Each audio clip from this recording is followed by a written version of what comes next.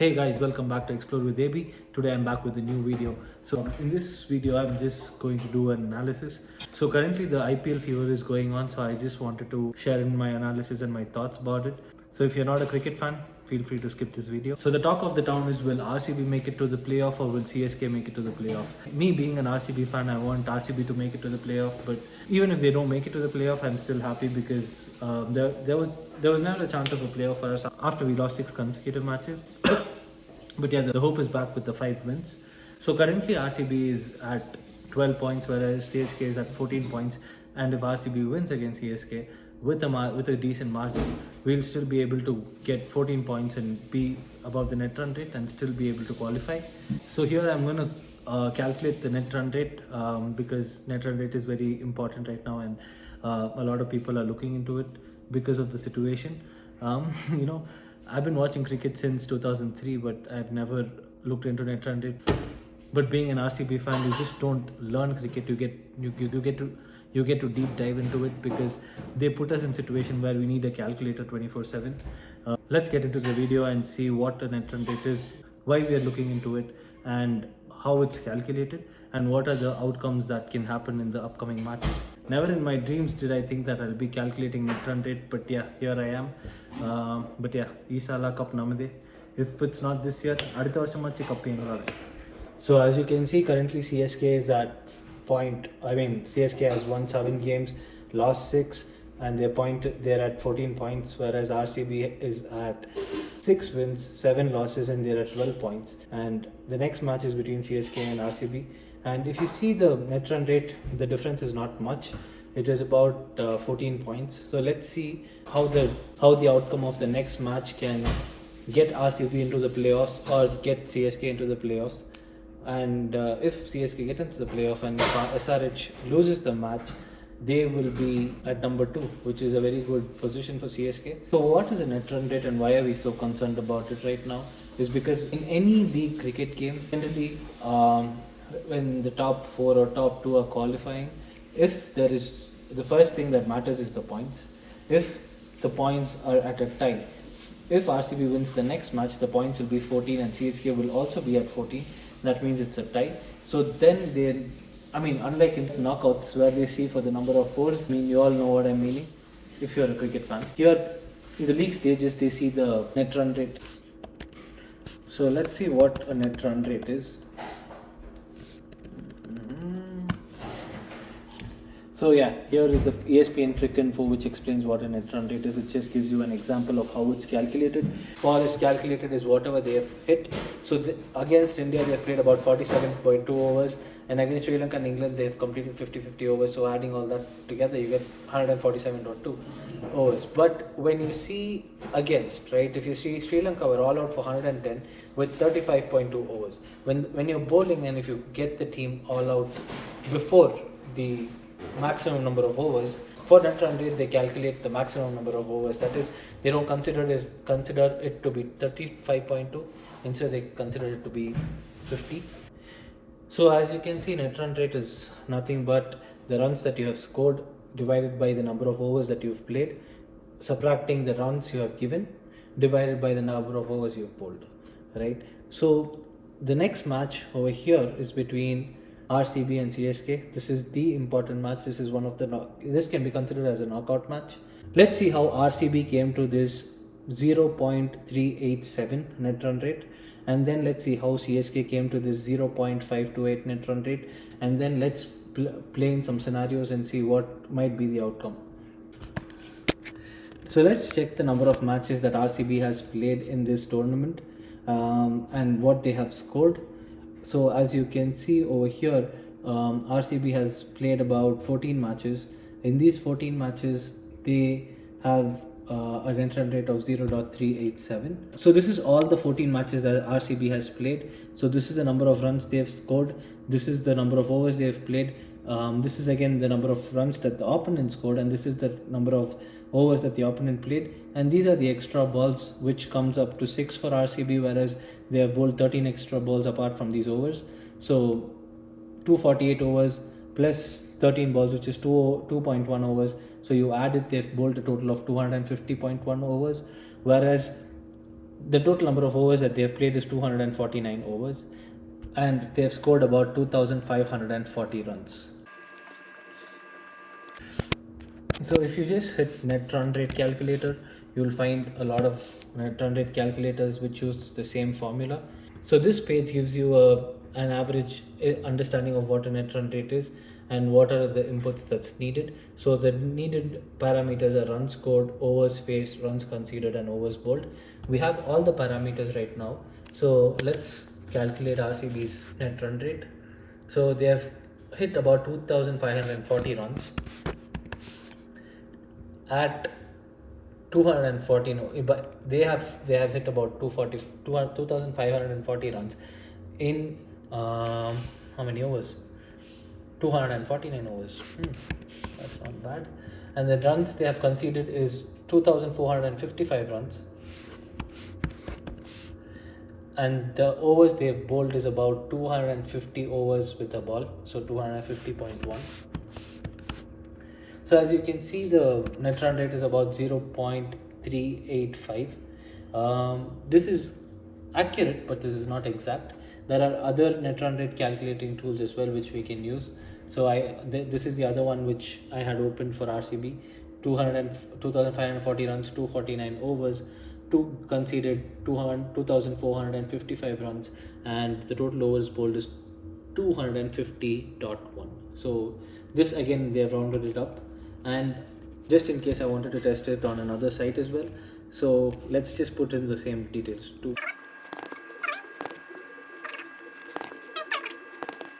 So as you can see, the net run rate is about 0.38. So all the three sites are giving us somewhat similar numbers. So you guys might be thinking, why in the hell am I doing this, right? I'm an RCB fan, guys, come on. This is the least I can do, right? So there's one good information that even I found was over here. If you see Kings 11 Punjab were all out for 181 for 17 overs, but still in the calculation, if you see Kings 11 Punjab, where are they?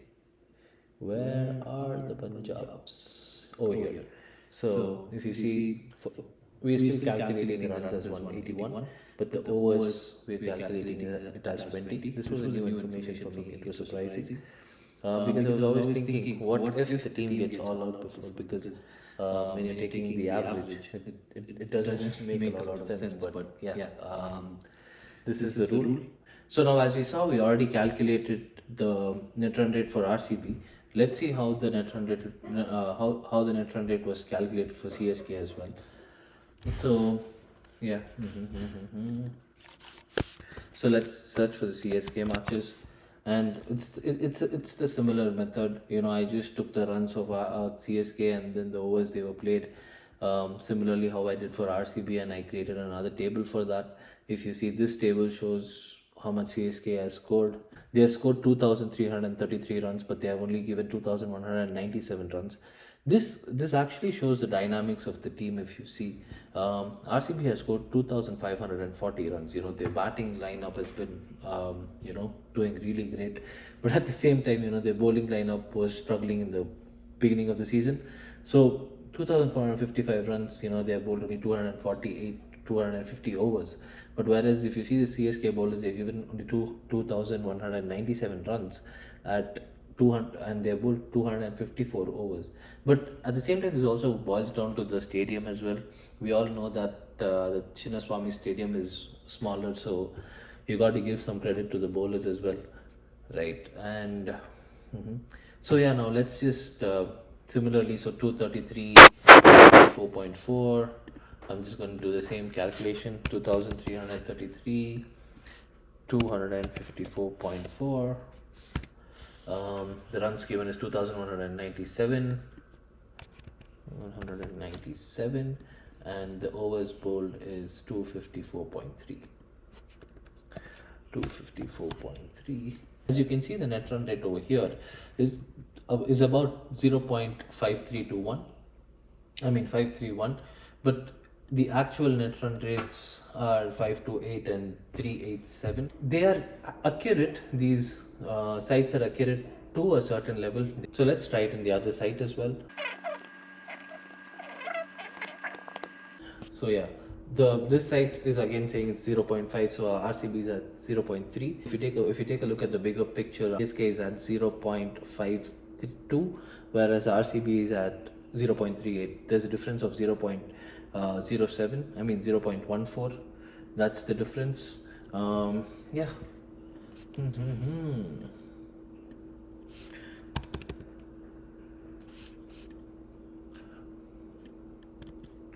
Yeah, I'm just trying it in all the sites just to make sure that the calculations are good and correct.